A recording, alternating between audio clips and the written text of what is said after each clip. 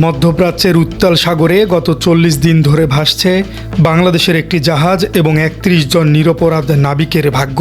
অবিশ্বাস্য মনে হলেও এটাই সত্যি। যুদ্ধবিরতি কার্যকর হওয়ার পরেও এই জাহাজটিকে হরমুজ প্রণালী পার হওয়ার অনুমতি দিচ্ছে না তেহরান প্রশাসন। কিন্তু আসল সত্য হলো এটি কোনো সাধারণ রুটিন চেকিং বা যান্ত্রিক ত্রুটি বা প্রোটোকলজনিত বাধা নয়, বরং এটি একটি সুকৌশলী এবং ভয়াবহ ভূরাজনৈতিক প্রতিশোধ। অর্থাৎ ইরান বাংলাদেশের উপর একটি প্রতিশোধ নিতে চাইছে। এর পেছনের রাজনীতিটা আসলে কি? প্রিয় দর্শক, আপনারা দেখছেন আপনার রাজনীতি। আজকের এই অত্যন্ত গুরুত্বপূর্ণ এপিসোডে আপনারা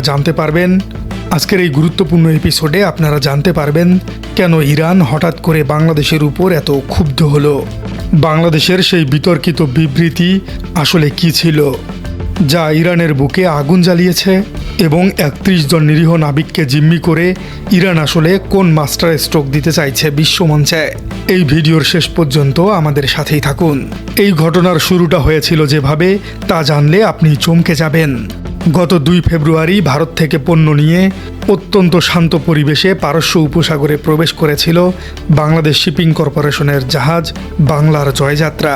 রুটিন অনুযায়ী কাতার হয়ে ২৭ ফেব্রুয়ারি যখন জাহাজটি সংযুক্ত আরব আমিরাতের জেবাল আলী বন্দরে পৌঁছায়, ঠিক তার পরদিনই ঘটে যায় সেই ভয়াবহ বিস্ফোরণ।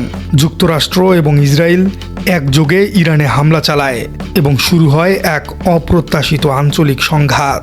কিন্তু বাংলাদেশের সরকারি বয়ানের সাথে বাস্তবতার ফারাক এখানেই। সাধারণ মানুষ জানে না এর পেছনে একটা গভীর কাঠামো কাজ করছে। যুদ্ধবিরতি হয়েছে, অন্য জাহাজগুলো শর্ত সাপেক্ষে চলাচল করছে, কিন্তু বাংলার জয়যাত্রা নামের জাহাজটি হরমুজ প্রণালীর কাছাকাছি আসা মাত্রই তেহরান তাদের মুখের উপর শক্তভাবে দরজা বন্ধ করে দিয়েছে।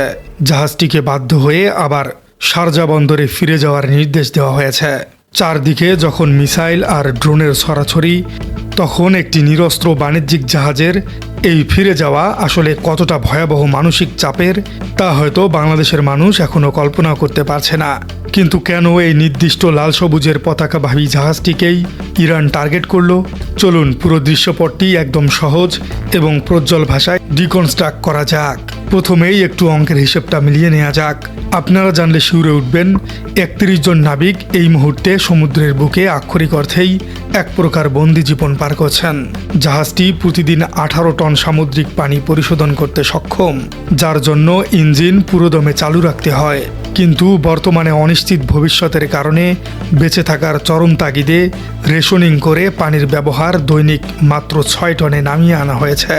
বাংলাদেশ শিপিং কর্পোরেশনের ব্যবস্থাপনা পরিচালক মাহমুদুল আলেম নিশ্চিত করেছেন যে নাবিকদের মনোবল ধরে রাখার জন্য তাদের দৈনিক খাবারের বরাদ্দ জনপ্রতি $৭ থেকে বাড়িয়ে $১২ করা হয়েছে।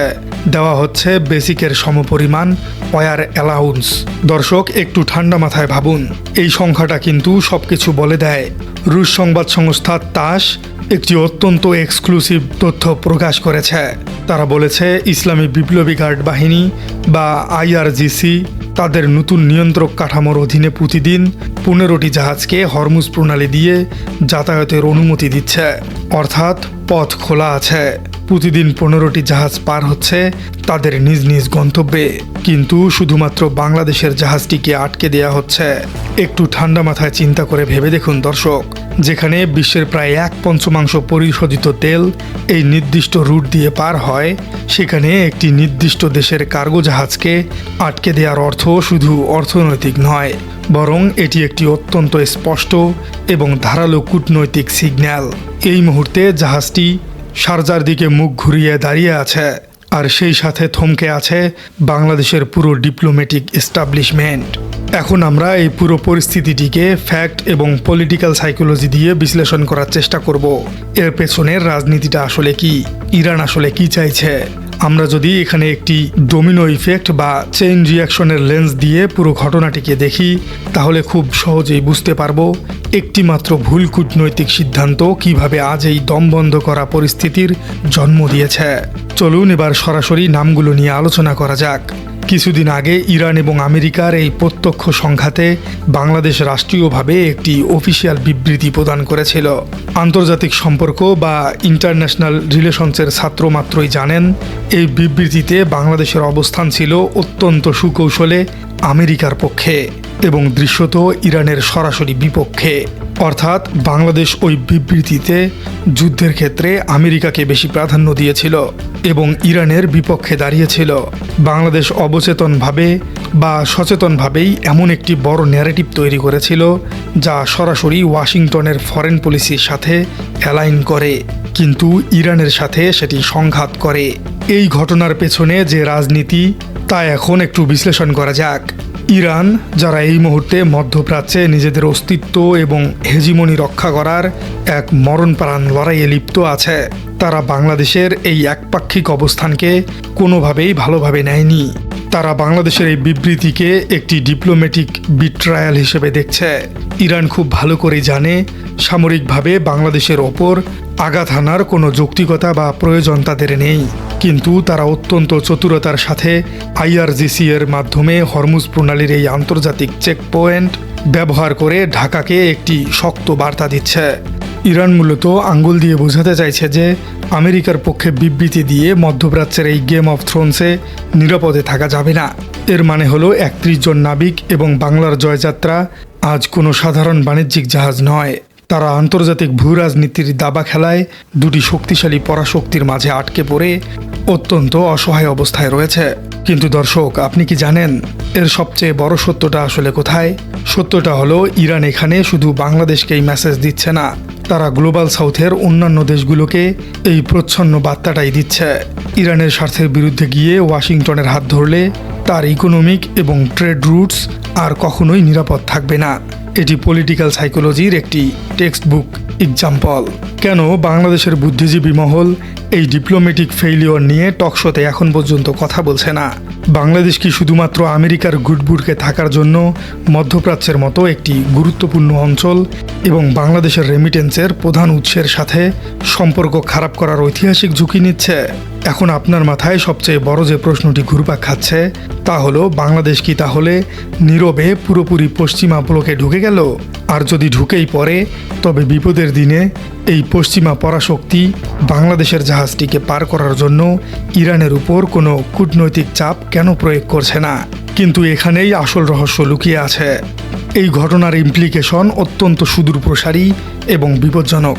শর্ট টাইমে আমরা দেখতে পাচ্ছি একটি গভীর মানবিক এবং অর্থনৈতিক সংকট হচ্ছে। 31 জন নাবিকের পরিবার আজ দুশ্চিন্তায়। বাংলাদেশ শিপিং কর্পোরেশন প্রতিদিন হাজার হাজার ডলারের নিশ্চিত আর্থিক ক্ষতির সম্মুখীন হচ্ছে, কিন্তু লং টার্মে এর থেকেও বেশি ভয়াবহতা অপেক্ষা করছে। এবার আমরা যা নিয়ে আলোচনা করব তা আপনাকে সত্যি অবাক করবে। যদি ইরান এই ব্লকেড নীতি অব্যাহত রাখে এবং বাংলাদেশের জাহাজগুলোকেই টার্গেট করে, তবে অদূর ভবিষ্যতে মধ্যপ্রাচ্য থেকে বাংলাদেশের জ্বালানি তেল আমদানি এবং এক্সপোর্ট ইম্পোর্ট বিশাল এক অভূতপূর্ব ঝুঁকির মধ্যে পড়বে। দর্শক, পুরো দৃশ্যপটটি যদি আমরা 3টি পয়েন্টে সামারাইজ করি, তাহলে দেখা যায়, প্রথমত, বাংলার জয়যাত্রার জাহাজটি আটকে পড়াটা কোনো যান্ত্রিক ত্রুটি বা সাধারণ প্রোটোকলজনিত সমস্যা নয়, বরং এটি সরাসরি ইরানের পলিটিক্যাল রিয়াকশন। দ্বিতীয়ত, আমেরিকার পক্ষে দেওয়া সেই অপরিণামদর্শী এবং একপাক্ষিক বিবৃতি আজ বাংলাদেশের এই জাহাজটির জন্য কাল হয়ে দাঁড়িয়েছে। এবং তৃতীয় বিষয় হলো, এর ফলে শুধু এই জাহাজটি নয়, বরং বাংলাদেশের ভবিষ্যৎ এনার্জি সিকিউরিটি এবং মধ্যপ্রাচ্য কেন্দ্রিক বাণিজ্যে এক বিশাল অন্ধকার ছায়া নেমে এসেছে। প্রিয় দর্শক, আপনার কি মনে হয় বাংলাদেশের বিবৃতিকে কেন্দ্র করে ইরানের এই জাহাজ আটকানো, এই বিষয়টিকে আপনি কিভাবে দেখছেন? কমেন্টে জানিয়ে দিন আপনার মূল্যবান মতামত।